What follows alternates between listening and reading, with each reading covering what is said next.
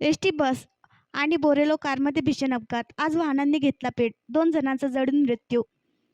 आज दिनांक 4 ऑगस्ट 2024 रोजी संध्याकाळीचे 5:30 वाजेच्या दरम्यान देंदुरी नाका दरम्यान येथे कळवण आगाराची एसटी बस प्रवाशांना घेऊन जात असताना व बोलेरो कारमध्ये समोरासमोर भीषण अपघात होऊन वाहनांनी पेट घेतला.